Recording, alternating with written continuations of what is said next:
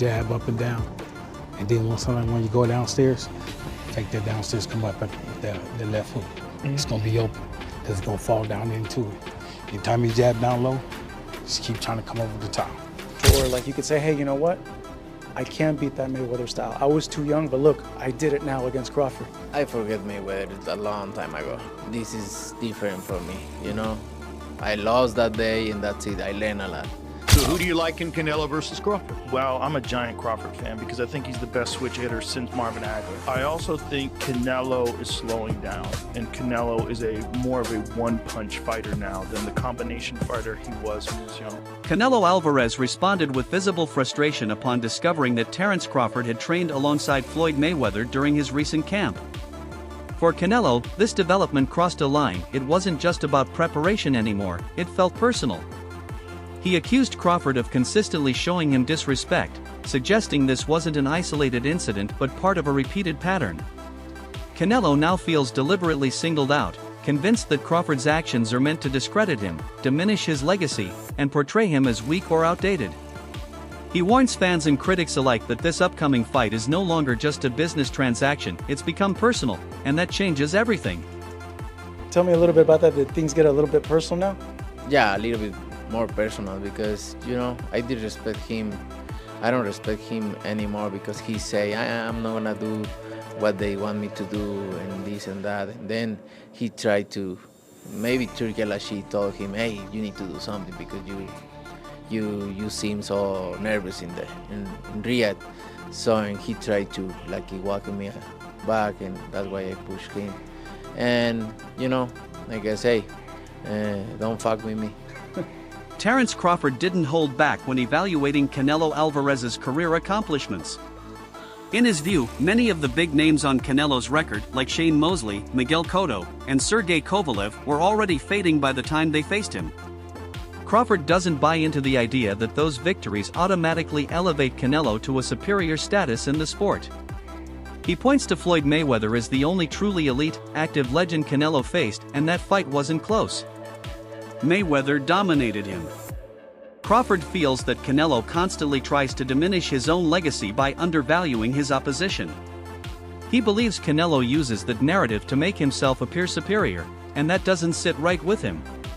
Things about Canelo's resume, but I won't. You know, I wanna, you know what I mean, pay homage to the fighters that he fought, and if he don't wanna pay homage to the fighters I fought, if he think they nobodies, then come fight time, then I wonder what they're gonna say after I beat him. Eddie Hearn acknowledged the obvious size difference between Canelo and Crawford but refused to downplay Crawford's chances. According to Hearn, what makes Crawford so dangerous isn't just his skills, it's his unshakable belief in himself. That kind of mental edge, especially in boxing, can level any playing field.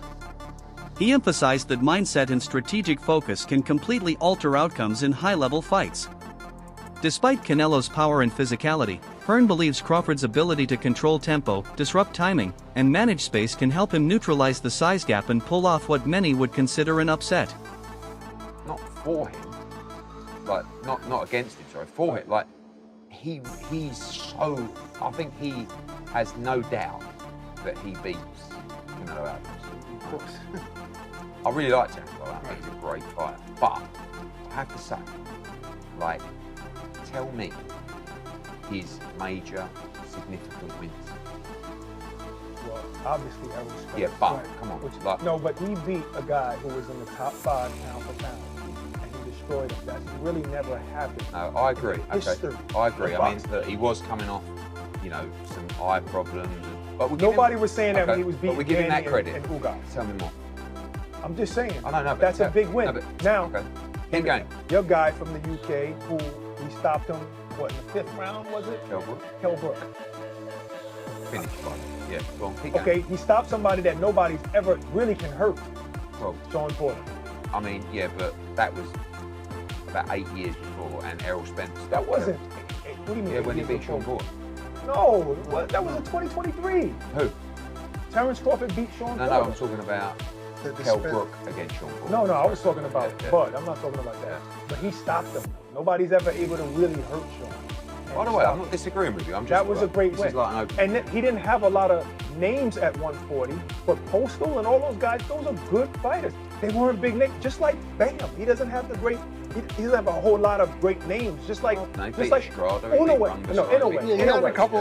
a way, he does have two great fighters. By the way, he's one of my favorite doesn't fighters. have a bunch of. John Ryder, who has experienced Canelo's power firsthand in the ring, spoke candidly about the challenge awaiting Crawford. He admitted that Canelo's physical presence is overwhelming and that stepping up in weight is no small hurdle. But even with those obstacles, Ryder expressed genuine belief in Crawford's ability to adapt. He described Crawford as one of the most versatile fighters he's ever seen, capable of reading opponents, adjusting on the fly, and executing a game plan with surgical precision. According to Ryder, Crawford's mental toughness and technical mastery give him a real shot, even against a powerhouse like Canelo. Can he go up 2 divisions? A lot of people in his camp believe that he's even going to stop him, but yeah, what's your thoughts? If there's any man that could do it, it would be Terence Crawford, but I just think the sheer size of Canelo is going to be too much on the line. So do you think size will be too much? I mean, you were in there with Canelo, you landed good shots and he took them, right? Yeah, I mean, listen, Terence Crawford is an exceptional talent, but I think the size will be the factor on the night and he'll just be too big, too strong. Terence Crawford has spent months mentally constructing the blueprint to defeat Canelo. He revealed 2 possible paths. One is to go on the offensive early, disrupt Canelo's rhythm, close the distance, and drown him in volume.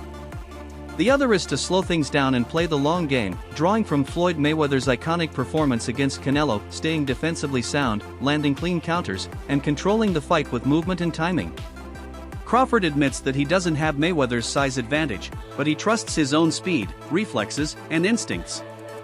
He sees himself as an adaptable hybrid, able to fuse aggression and defense depending on how the fight unfolds.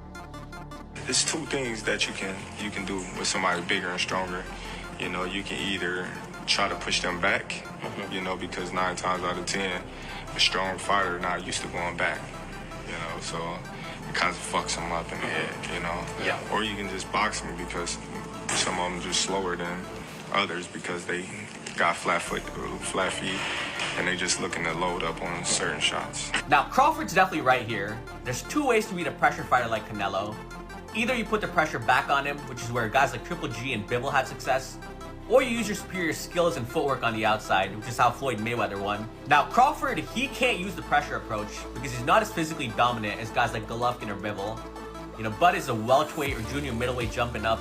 He doesn't have the size to push Canelo back. Now, the outside boxing approach, that is definitely Crawford's best chance against Canelo. You know, he is right, Canelo does struggle to cut off the ring at times. We saw that in the Skull fight. And he does load up on single shots now. But at the same time, Crawford is not the same pure boxer that Floyd Mayweather was. You know, Mayweather rarely got hit in that shell. And his form of countering, you know, a pull counter, for example, was, I'm not going to get touched and then I'll make you pay. Whereas Crawford's style of counterpunching is different. Bud will take one to throw 2 or 3 back, and he can't do that against Canelo because of the size and power difference. If Bud takes a clean right hand to throw back an uppercut or a hook, he's either going to get dropped or he's going to end up on his bike like Jermell Charlo. So while I do agree Crawford does have the superior skill set in this fight, but because he doesn't have the size to push Canelo back, or the defense of someone like Mayweather stay perfect for 12 rounds on the outside, I do think Canelo's size and power will make the difference in this fight, and that's why I like Canelo to win. Joe Rogan's perspective echoes a growing sentiment in the boxing community. He acknowledged that while Canelo is still among the sports elite, there are signs that his prime is fading, his speed isn't the same, and his stamina has looked questionable in recent bouts. On the other hand, Crawford seems to be entering his absolute peak. Rogan praised Crawford's evolution as a fighter, pointing to his domination across weight classes as evidence of a complete athlete. For Rogan, the timing of this matchup couldn't be better for Crawford, who he sees as potentially having the perfect mix of skill and momentum to dethrone Canelo. Do you liking Canelo versus Crawford? Well, I'm a giant Crawford fan because I think he's the best switch hitter since Marvin Hagler. I also think Canelo is slowing down, and Canelo is more of a one-punch fighter now than the combination fighter he was when he was younger. Do you think Terence Crawford can beat Canelo Alvarez? Yeah, I think he can win. Okay. I don't know if he's going to win, but I think he can win. He's going to have to box a brilliant fight. If Ray Leonard could beat Marvelous Marvin Hagler, then Terence Crawford can beat Canelo Alvarez. Why do you say that? Same equation. Get in, get out. get in, get out, over and over and over. He's got to figure the angles and the approaches that will allow him to step in, land to the body, or occasionally upstairs, and then get out. Jim Lampley, with decades of boxing knowledge behind him, framed the potential bout as more than just a fight, it's a battle of pride and legacy. While the size difference between the two men is undeniable, Lampley argued that greatness in boxing isn't defined by physical measurements alone. Both Canelo and Crawford are warriors, mentally unbreakable and driven by a deep hunger to etch their names in history. Lampley believes that this fight transcends belts and records. It's about proving who is the better man on the biggest stage. Crawford is going to fight Canelo because even if I have some doubts and misgivings about the size matchup, it is two action fighters who like to fight aggressively at times, not all the times, going against each other, and we'll see who can open the other person's tuna can, so to speak. Max Kellerman made his stance crystal clear. Terence Crawford is currently the best pound-for-pound boxer in the world. While he gave credit to Canelo's past achievements, Kellerman believes that Canelo's dominance has waned. Recent performances have exposed cracks in Canelo's armor, especially against Dimitri Bivol and even John Ryder. In contrast, Crawford has looked flawless, dismantling world-class opponents with ease. Kellerman argues that while Canelo may have once ruled the sport, it's Crawford's era now. Who's the best pound-for-pound fighter in the world?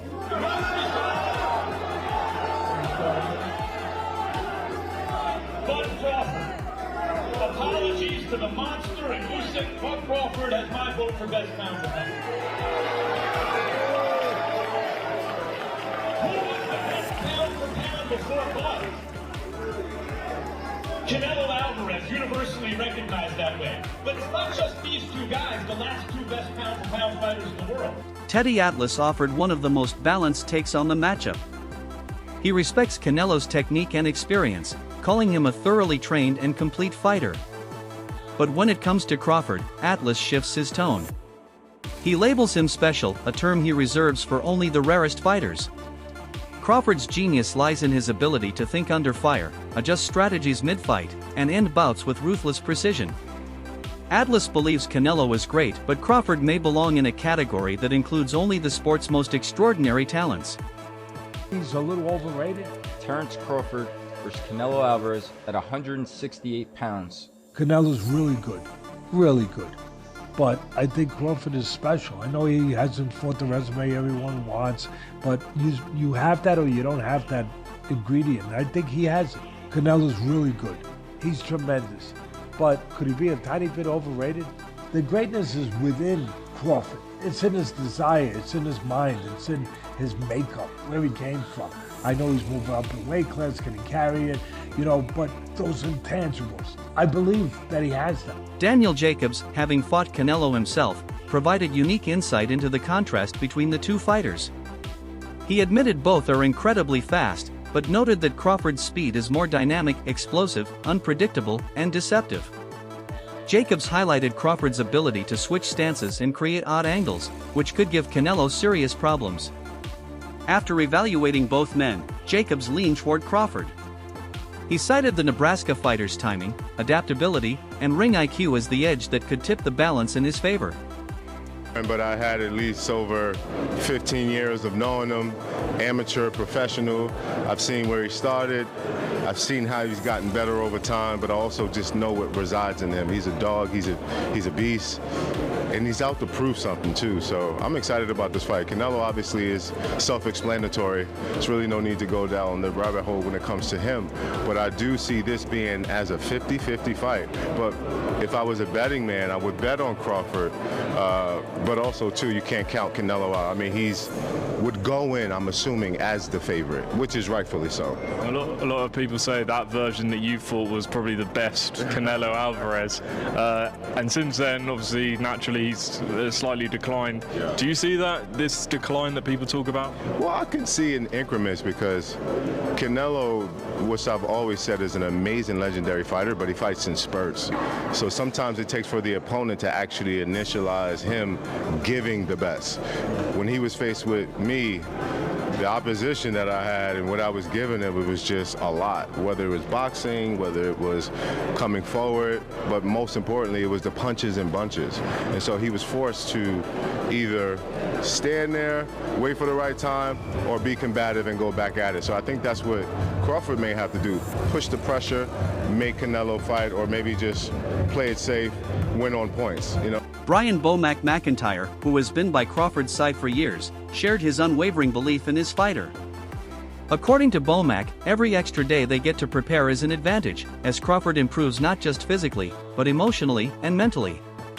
He emphasized that nothing has been left to chance: the diet, the sparring, the film breakdown, it's all tailored to neutralize Canelo. Bomac believes that this level of preparation will allow Crawford to execute with deadly precision come fight night.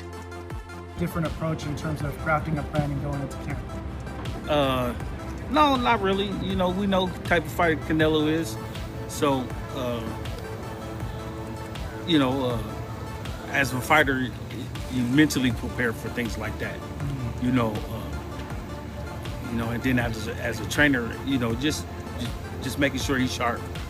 His mental game is sharp, his physical game is sharp. Strength-wise, nutrition is everything. Got to, like I said, hitting on all cylinders. So by the time you step in that ring, it's easy picking. Jaron Ennis, a dangerous contender in his own right, approached the matchup with caution. While he respects Crawford's skill and IQ, Ennis pointed out that fighting a naturally bigger man like Canelo comes with serious risk. If Crawford can't land with enough power to earn Canelo's respect, the momentum could shift quickly. Ennis stressed that while skill is vital, physicality matters too, especially when it comes to absorbing and delivering damage. He believes Crawford has the tools, but will have to fight a near-perfect fight to win. More towards Canelo, because like I said before, he been putting big guys out and down, and Canelo not even really a 68 pounder. He probably really should be at 60 maybe, and he been hurting these guys. I think he be dropping these guys and things like that. So, and them guys be way bigger than him come fight night. I know that for sure. They be probably close to 200 pounds, and he dropping those guys like that. So, I don't know. It's gonna be a great fight. The fans want to see it. So, so be it. I think Crawford should take a warm-up fight. At like 60, or like at least at 60, just to get his body, the feeling of somebody a little bit bigger, and things like that. I know when you go up in weight, you gotta, develop that power and not develop the power, but like put that muscle on and be heavy and things like that. So he might not want to take a fight because he's trying to build up right now. But I think he should, just to stay sharp and that way he don't have like a long layoff or anything. Alexander Usyk, who knows a thing or two about overcoming size disadvantages, believes the matchup is more balanced than it appears. He acknowledged that Crawford faces a tall order but called him the best pound-for-pound fighter in the world today. Roy Jones Jr. echoed those sentiments, saying Crawford has what it takes mentally and physically, but everything hinges on execution. If Crawford shows up focused and sharp, he could outsmart Canelo. But if he's even slightly off, Canelo's experience and firepower could be too much. Here for pro boxing fans, joined by, does he need any introduction, Hall of Fame legend Roy Jones Jr. here in the UK. There's a few questions about the US guys. Obviously, Tank and Lamont Roach, we saw the first fight. Lamont Roach shot the world. What do you think happens in a rematch if they fight? I think he shocks the world again, but the only thing different this time is Tank will come with a different attitude, different personality, different motivation, and I think Roach will do good again, but I think Tank will be more dominant this time. And obviously we know if Canelo wins against William Skull, he will fight Terence Crawford in September. Who would you favour in that fight? It's a hard one to call, and I'm going to tell you why it's a hard one to call.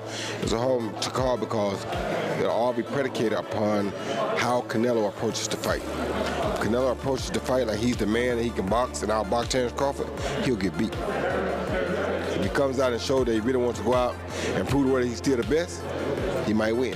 So it all depends on which Canelo comes to the dance. Brian Norman brought attention to how this fight will be perceived by the public. He stated that if Canelo wins, some critics may discount the victory due to the size difference. But if Crawford wins, it'll be legendary. Norman sees this bout as a legacy-defining moment, one that will echo through boxing history. It's not just about titles or money, it's about who stands as the face of an era. This is the type of fight that becomes part of the sport's folklore. With Canelo's experience over time, right? Even though Terence is the older fighter, he has, I think, 20 less fights than Canelo does, or maybe more. Well, I think more than 20. And also, you know, competition level. This will be the most skilled, most experienced, biggest, strongest fighter that Terence Crawford's ever faced, without a question. I love you both, but you still did not answer the question. How do you see this fight ending? I told you. Don't say with your hands. I'm knockout. I'm knock him out the ring.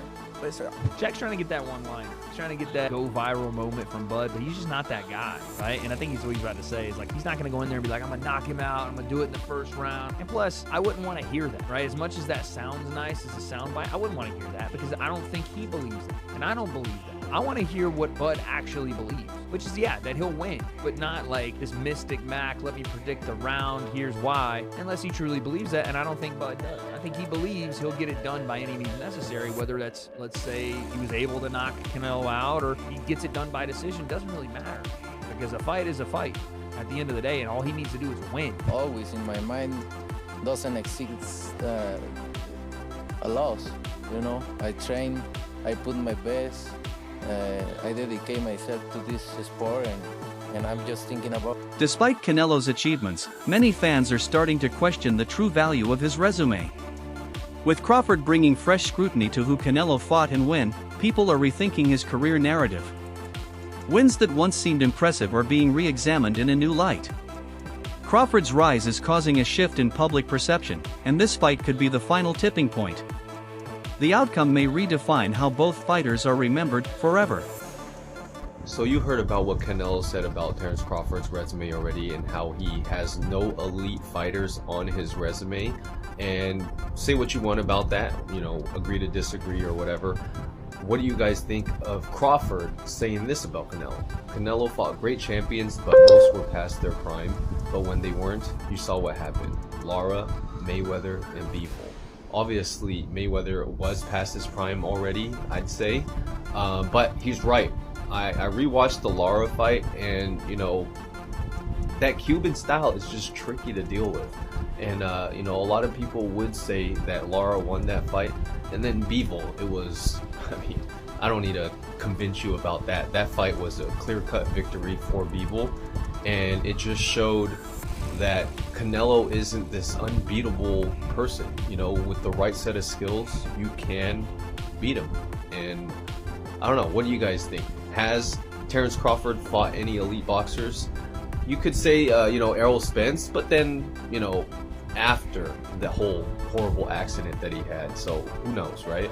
And that wraps it up for today's breakdown. Whether you're Team Canelo or Team Crawford, one thing's for sure, this fight is shaping up to be a monumental clash. Stay tuned, because history is about to be written.